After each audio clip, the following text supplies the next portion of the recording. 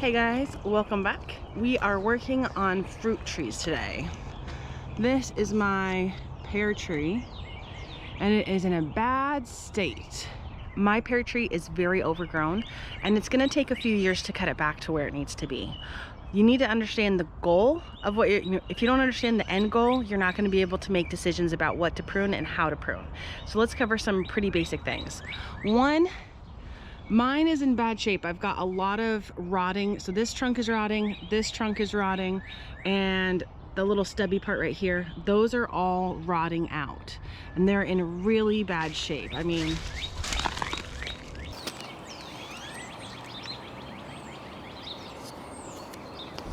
right? And then this big main trunk, it looks okay until you come over here and you can see that it's really diseased. Now this had poison ivy all through it when I moved in, and then the end of that one is very rotten as well. So I need to thin this out. The goal is you want kind of like a goblet shape. So I want a big open goblet, and my grandpa always said a pigeon should be able to fly through in any direction without having to tuck its wings. So you want a lot of open space. Then you need to know how it fruits so you can make decisions. So you can see I've got a lot of really upright canes here. We want to get rid of those uprights because typically we want to thin those out. Uprights pretty much only put on leafy growth and they don't put on any fruit. So if we have it come down, oh hello chickadee, you can see these downward ones. This is a fruit spur. See how it's swollen right here? And then you've got your buds. These are going to be your flower buds. Oh, maybe you can't see that direction. There we go. Okay, swollen flower buds. So these are fruiting spurs, and you can see they're going down or sideways. The ones that are going up, you can see no flowers on the end. So we wanna thin those out. Now, how you cut is important too. You don't want to get rid of what's called the collar. So the collar of the tree, the collar of the branch is going to have special cells that allows that branch to heal over, so that doesn't allow disease or anything like that to happen. So you can see on this one, it's kind of thicker here at the base. That's the collar, and then this is the plant. So if I was cutting, I would cut right there. But right now what I'm going to do is I'm going to remove anything that's crossing. See how this is crossing, and it will, the branches will rub. That will open up sores and let in disease. We've got a lot of crossing branches here.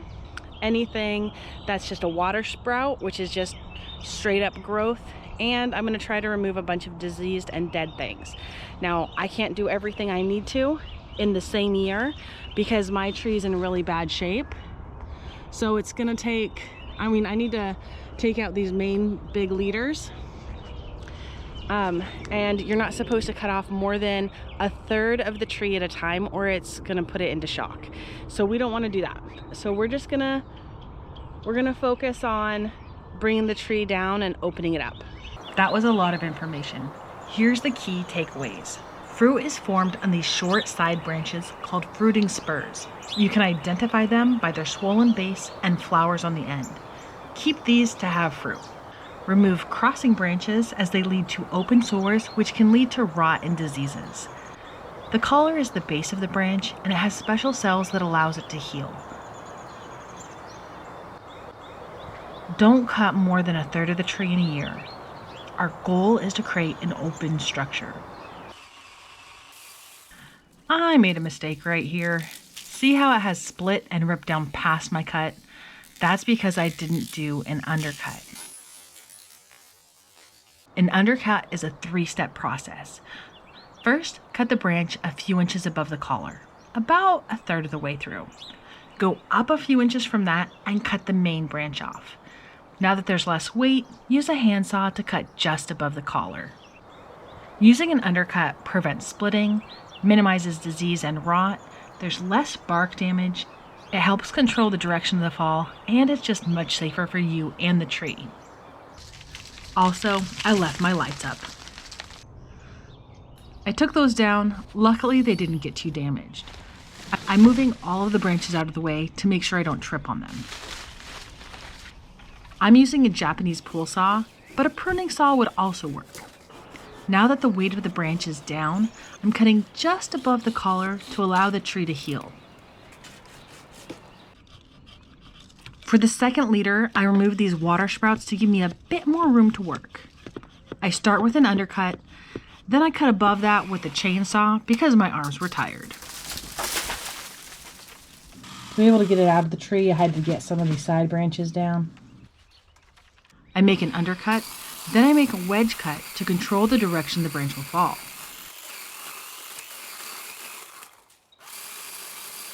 The branch pinched the blade and stopped my saw. The branch was moving dangerously, and I was concerned it would fall in the power lines, so it was time for a new plan. All right, that branch was making me nervous, so I went to the store, picked up a rope while I was waiting in line for some time, tied a little monkey's fist, that's the name of this knot.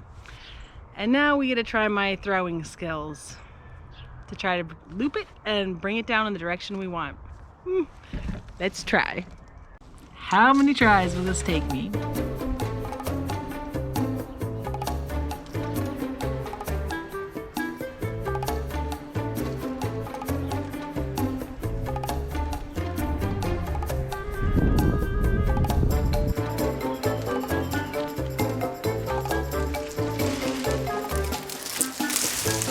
Then it stuck in the other tree, and I had so much fun the first time that I decided to try and use the rope to bring it down.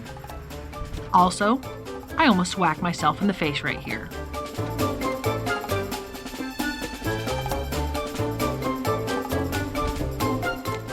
And again right here.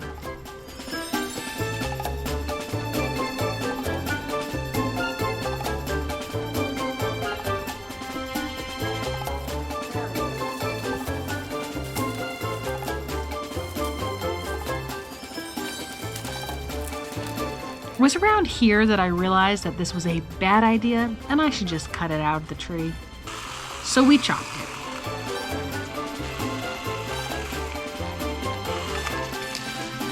I tried to get the big piece out, but of course it was stuck. So we cut the branch that was snagging it, use our legendary rope throwing skills to snag the branch and pull the whole thing down. Then, as you can imagine, quite a few branches were damaged as those 3 leaders came down, so we went back through and cleaned those up. This is why we start with the biggest cuts to make sure you don't end up removing more than 1/3 of the tree.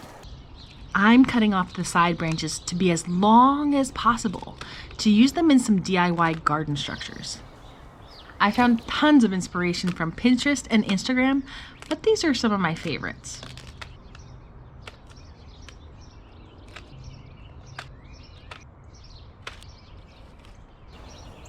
Don't try and do this all in one day. Cutting these branches is a killer arm workout. I've been working on this for about a week and I'm only about half done.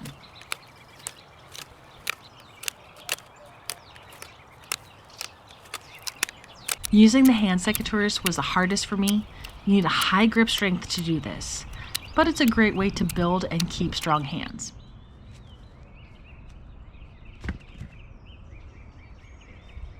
Ta-da! I have a ton of blackberries, but I'm over being stabbed when I try and weed, prune, or harvest. So we're starting some thornless blackberries along the back fence. Blackberries are pretty low maintenance. They'll grow like a weed once they get established, which can take a couple of years.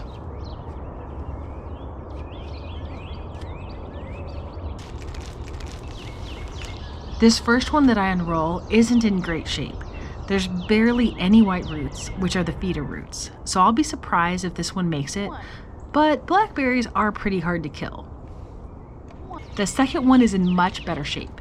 It has a little shoot coming out, roots throughout, and it's staying together in one piece. This one's gonna do well.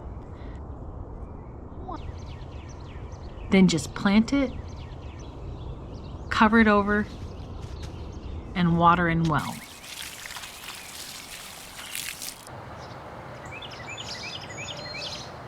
I decided where to plant my fig trees, and I need to dig a big hole. I'm using this large 30-gallon pot to gauge when I'm close to having my hole the right size. My tree is in a 25-gallon pot. A trick to see if your hole is the right depth is to put something flat across it, like this stick or another shovel handle, and then use that to measure how deep the hole is. Once you know how deep it is, check it against your pot. I was pretty close, but needed to go a little further. I'll be adding another bed along this fence line for fruit trees and other perennials, so I put the cardboard down to help smother the grass. Rolling the pot like this is an effective way to loosen it from the pot. Just be careful not to break the branches, especially if you're working solo like me.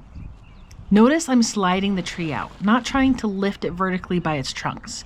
Try and take the pot off the tree. Notice I'm supporting the base of the roots as I plop it in the hole. I always plant mine a little bit proud, around 2 inches above the surrounding soil, because it's going to settle. And since I'll be adding compost to this soon-to-be bed, having it raised up a little gives me some wiggle room. I'm really trying to get the soil in on the sides. I want to make sure it has full contact with all of the roots. A little rake to smooth things out, and then water in well. Done.